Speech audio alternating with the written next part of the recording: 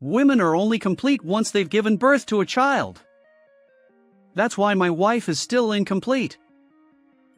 Amidst the gathering of relatives, my husband, perhaps fueled by alcohol, began mocking me loudly. His hurtful words, aimed at me, an adoptive mother who couldn't have biological children, left no trace of love. And it wasn't just me, my husband even sought to make our son unhappy. I can no longer tolerate this man's reckless behavior. I decided to reveal a hidden truth, a trump card, to bring him to justice. My name is Charlotte. When I was a college student, I married a classmate, and now I'm a full-time homemaker. My husband, Michael, works at a small company run by his father. As a result, we often interact with my in-laws. Since the beginning of our marriage, there's been something they've incessantly said that drives me crazy. Hey, Charlotte, I can't wait to see the face of my grandchild. We're looking forward to the future heir of our company. So, it should be a boy first. Their constant reminders about having children have become like a broken record. While I also eventually wanted children, my husband often copes with work stress by going out drinking. He comes home just to sleep, and late nights are not uncommon. Our marital life lacks intimacy, so despite the pressure from my in-laws, it's impossible for us to have a child. One day, I confronted my husband. Hey, can't you make some time for us? Your parents keep asking about an heir, but maybe we could focus on our relationship? His response was evasive. Oh, you can ignore them. I'll handle it. Right now, work is so busy that I can't think about anything else. No matter how much I tried to discuss things with my husband, he would always dodge the conversation with this kind of attitude, leaving me at a loss. One day, my in-laws visited our home, and we sat down for lunch. The conversation eventually turned to the topic of heirs. You two really need to start seriously thinking about having children. About that. Can you not bring it up so often? I hadn't mentioned it before, but the reason we can't have children lies with Charlotte's health. His unexpected words left me utterly surprised. Wait, what do you mean? Well, I did say I'd explain it properly. Despite the fact that our inability to conceive was due to my husband's frequent absences from home, he shamelessly lied to my in-laws, placing the blame on me. I couldn't believe he would do that. I see. It would have been better if you'd told us sooner. Emotions aside, the conversation continued. However, with this response, there might be no more rushing about having children in the future, even if it's just a pretense on my husband's part. Although I was indignant about it, I chose to remain silent and not argue. However, an heir is still necessary. What if you consider adopting? An unexpected proposal came from my father-in-law. Honestly, I've considered adopting a child. Despite expressing a desire for us to try for a baby, my husband always avoids the necessary tests and other inconveniences. I felt that as long as he didn't change his lifestyle, we wouldn't be able to have children. Even though the company is small, Michael is the heir apparent. So, having a child to continue the legacy seems important. With that in mind, the suggestion of adopting a child didn't seem like such a bad idea after all. But beyond that, I personally longed for children, even if they weren't biologically related to me. I've always loved kids and dreamed of showering my own child with affection someday. Encouraged by my in-laws, my husband became more open to the idea. Eventually, we decided to adopt a child from a foster care facility. Mom, I'm hungry. What's today's snack? All right, I've got it ready. Wash your hands and come over. Yes. The energetic boy who returned home from elementary school was Liam, the child we adopted. He quickly settled into our family, And now we live together like true parents and a child. While my relationship with Michael remained distant, being able to pour my love into Liam made me truly happy. Liam continued to grow without any issues, becoming a fine young man with an unwavering character. When Liam reached high school age, my mother-in-law fell ill, and we found ourselves providing care for her at home. Liam, my son, stepped up. I'll help as much as I can because I'm worried about Grandma. While relying on caregiving facilities, I continued to visit my mother-in-law's house to assist her. It was Liam who made that suggestion. You have school, and it's too much for you. I'll take care of Grandma, so focus on your studies. I'll make sure to keep up with my studies and not overdo it. I just thought it might help reduce some of your burden, Mom. Is that not okay? Feeling that Liam wants to help each other as a family, I decided to ask for assistance within the limits that wouldn't interfere with his studies. After school, Liam would head to my mother-in-law's house, actively helping with her care. His commitment went beyond mere familial duty. He genuinely cared about her well-being. I'd always known him to be kind-hearted, but he tackled even the less glamorous tasks with a smile. My in-laws adored him like a true grandchild. Thanks to our combined efforts, my mother-in-law's physical limitations improved over time. Although she still faces challenges, she can now manage her daily needs independently. Liam expressed his joy. I'm glad Grandma is feeling better. As Liam entered his last year of high school, he opened up about his future plans during a discussion about career paths. It seemed that caring for his grandmother had influenced his decision. When I helped take care of Grandma, I realized something. I want to study welfare in college and assist elderly individuals in their recovery. His words surprised me, but they also reflected his kind-hearted nature. I assured him. Understood. I'll support your dream. When I shared this with my in-laws, they were equally impressed by Liam's determination. However, there was one dissenting voice. The only person opposing Liam's chosen path was my husband, Michael. Being a caregiver doesn't pay well. I won't allow it. Besides, we took you in to be the heir to our company.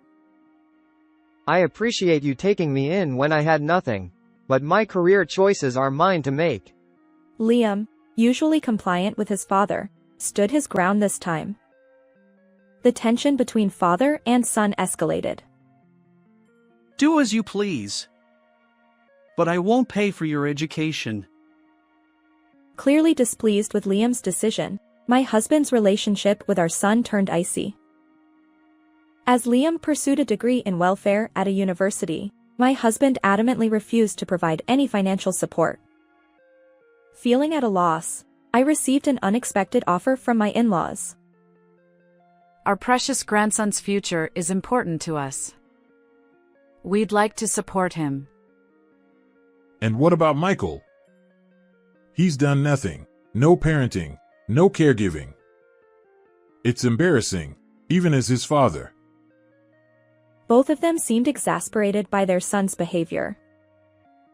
After successfully graduating from university, Liam obtained his caregiver certification and began working at a care facility, just as he had hoped. Although I felt a tinge of loneliness as he moved out to live on his own after graduation, I couldn't help but feel proud of him for dedicating himself to a meaningful profession. Despite the challenges, he finds fulfillment in his work every day. One day, I received a message from my son, saying he wanted to talk. When I inquired further, he expressed his intention to introduce his prospective marriage partner. Still, my husband, who rarely comes home, was persuaded to return this time. As we waited together for our son's arrival, Liam brought along a woman. Let me introduce you. This is Margaret. We've been seeing each other for a while. Margaret smiled politely, introducing herself. Apparently, she worked as a singer-songwriter and had caught Liam's eye during her visit to his care facility. Their relationship had blossomed since then. My first impression of Margaret was that she was gentle and refined. Perhaps Liam was drawn to those qualities as well. My husband, who rarely engaged in conversation, surprised me by asking Margaret about her music. He delved into details, curious about her genre and favorite songs. As Liam revealed their plans for marriage, neither my husband nor I had any objections. Instead, we offered our blessings to the couple. After some time, Liam and Margaret officially registered their marriage and held a wedding ceremony. My in-laws attended the wedding, genuinely delighted for their grandchild's happiness. He's got himself a good wife. Truly my son. Since high school, my husband and son have had a strained relationship regarding their career choices. However, on the day of the wedding, my husband surprisingly praised our son. Perhaps age had softened him. To save up for their future home, Liam and Margaret decided to live with us for a while after getting married. I was happy to have my son back under the same roof, and Margaret, unlike many young people these days, didn't mind living with us. 3 months after the wedding, Margaret's pregnancy was confirmed. I accompanied her to doctor's appointments, knowing that first-time pregnancies could be nerve-wracking. One day, my husband returned home, possibly a bit tipsy, and made a hurtful comment. Unlike you, who couldn't have children, Margaret is exceptional. Normally, I'd let such remarks slide, but this one struck a nerve. What do you mean? You've always blamed me for not having children, but maybe your absence from home is the real reason. If you had more feminine charm, maybe I'd come home too. It's your fault. Despite my rebuttal, my husband remained steadfast in his belief that I was to blame. You're just useless no matter what you do. Learn from Margaret. Afterward, my husband continued to belittle me and repeatedly praised Margaret. Strangely, I began witnessing him visiting Margaret's room frequently. It struck me as odd. Why would he repeatedly visit our son's wife's room? When I confronted him about the lack of delicacy, he nonchalantly claimed that it was natural for a father-in-law to be concerned about his pregnant daughter-in-law. However, since the time we adopted young Liam, my husband consistently maintained that child-rearing was women's work, and he had no intention of helping. His sudden change in attitude seemed remarkably unnatural. The hurtful comparisons he made between Margaret and me only fueled my growing aversion and distrust toward him. Despite our feelings, Margaret's belly continued to grow, and she eventually gave birth to a healthy baby boy. About a month after the delivery, we decided to host a family gathering for Margaret's postpartum celebration and well wishes. Women are only complete once they've given birth to a child. During the gathering with relatives, my husband suddenly raised his voice, praising Margaret. Seeing Margaret cradle the newborn baby, she smiled with a sense of pride. That's why my wife remains incomplete. You've raised an adopted child, but you act so high and mighty. The truth is, you haven't given birth. In contrast, Margaret has given birth to a son. She's far more accomplished than you. Dad, that's not how you should talk. Mom raised me admirably. Apologize. It's the truth. Enough, Liam. Arguing with this person is futile. He's always lacked common sense and never considered others' feelings. What? Are you mocking me too?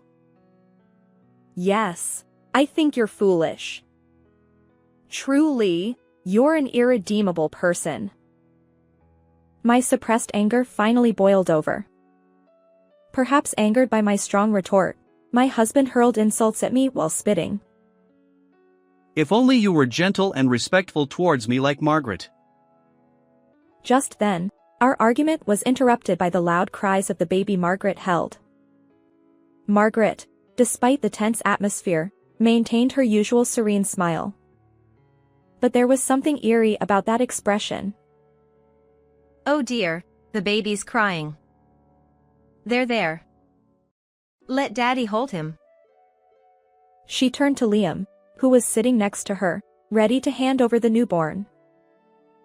Just as Liam reached out to take the baby, I steeled myself and addressed everyone present. Wait, the child's dad isn't you, Liam. Margaret, dear, can you confirm? Margaret remained deadpan, not uttering a word. Liam, bewildered, asked. What do you mean, Mom? Exactly what I said. The child's dad isn't you. Liam persisted. But, then whose child is it? I fixed my gaze on the man who had hurled insults at me earlier. Michael, it's yours.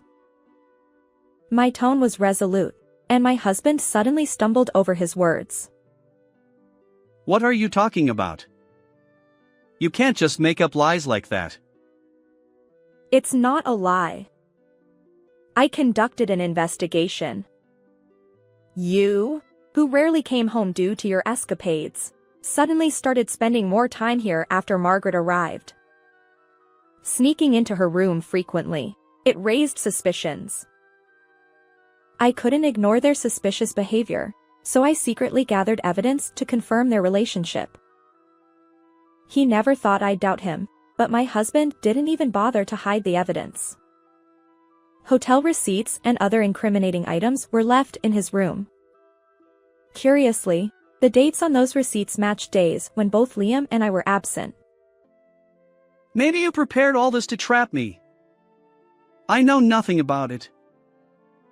Oh, still trying to play innocent? Your car's navigation history perfectly aligns with the hotel address. There's no escaping this. He persisted. That's still circumstantial evidence. But I had more. Remember, Margaret, you once said you were going out for tea with a friend.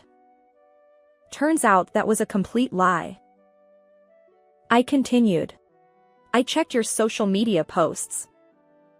Look at this photo. It appears you're having tea at a cafe, but in the corner, there's something else. Squinting, I pointed out a wristwatch partially visible in the frame. Now, Michael, you recognize this watch, don't you? The same one you're wearing on your left wrist. Why is it also in this photo? It seems that my husband understood that he couldn't excuse it as just another person wearing the same watch, as his face turned pale at my words.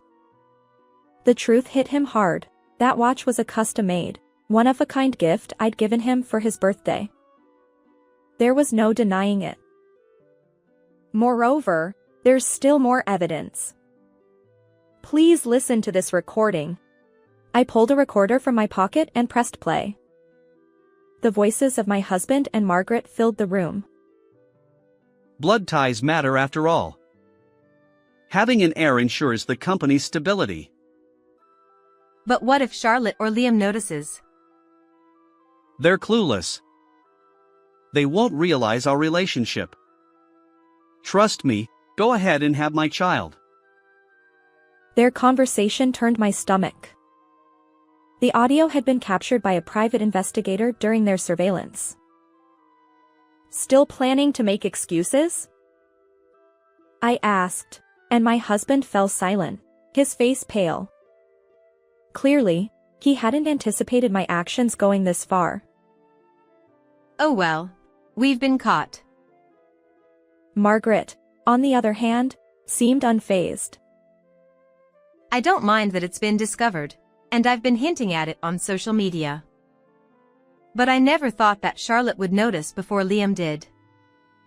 Really, Liam is so clueless, he doesn't notice anything. Why would you?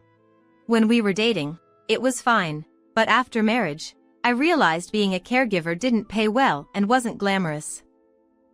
You were supposed to be the heir, so you should have quietly taken over the company.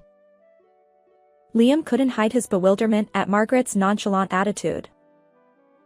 Michael was the one who approached me. Besides, Charlotte is already a complete old hag, so a younger woman like me is much better. Wait, Can't you keep that to yourself? Desperate to stop her, my husband's efforts were futile. Margaret just laughed, knowing everything was already out in the open. She continued. Michael was the first to suggest it. He said there was no love for Liam or Charlotte, so eventually, they'd be pushed out. So, I thought, why not bear Michael's child? Even if it's a small company, becoming the president's wife has its perks. And you think that justifies your actions? Charlotte is a housewife, and Liam has no connection to the company. They have no authority to blame me. Besides, Michael will pay alimony, so why don't you both leave? Right. I've already produced an heir, and you're both expendable. Charlotte, we're getting divorced, and I'll remarry Margaret. Realizing he had no more excuses, my husband joined Margaret in demanding a divorce from me, their triumphant expressions evident. But an unexpected figure, who had been silently observing, finally spoke up. Have you all misunderstood something? Who said we'd let those who deceived my precious daughter-in-law and grandson inherit the company? His stern expression conveyed his anger. What are you talking about? My biological child is obviously a better heir than Liam. That's the misunderstanding. Our company is meant to end with my generation. All this talk of heirs and bloodlines. It's just your assumptions. Ending the company? What are you saying? This isn't what we agreed upon. Margaret, who had been smirking, suddenly erupted in hysteria. Did you think I hadn't noticed that you're slacking off at work? Useless? While I wouldn't hesitate to entrust the company to Liam, I won't sacrifice my grandson's dreams just to keep the company afloat. According to my father-in-law, my husband had been taking advantage of his position as the owner's son and not putting in much effort at work. Seeing this attitude, my father-in-law gave up on passing the company down to him and decided to close it during his own tenure. But how heartless to make such a decision without telling me. What are you saying? If you had worked diligently and prioritized your family, we wouldn't be in this situation. It's all your own doing. My husband fell silent, unable to argue further under my father-in-law's stern reprimand. Margaret, too, seemed shocked by the turn of events, standing there in disbelief. Eventually, unable to withstand the cold stares from other relatives, the two of them hastily left the scene. As for my husband, his scheming was exposed, and he ended up losing his job. Of course, I kicked Margaret out of our home along with him, but neither of them ever offered an apology to us. I heard through the grapevine that my ex-husband attempted to find a new job after our divorce. Unfortunately, lacking significant qualifications and work experience, he struggled to secure a full-time position and ended up doing day labor jobs. Their child has been entrusted to Margaret's parents, and it seems that she herself works at night. The relationship between my ex-husband and Margaret has become strained, and it seems like divorce is imminent. Despite our divorce, I've maintained a relationship with my in-laws. They apologized for pressuring me to have an heir in the past. But thanks to that, Liam, a wonderful son, became part of my family. So, it's all okay. I reassured them with a smile, and they tearfully agreed. Liam, though initially affected by the incident, is resilient. I believe he'll eventually find someone he can truly trust. While there's no blood connection between me, my in-laws, and Liam, we consider ourselves a family and will continue supporting each other. How did you find this story? If you enjoyed it, please consider subscribing to our channel. Let's meet again in the next video.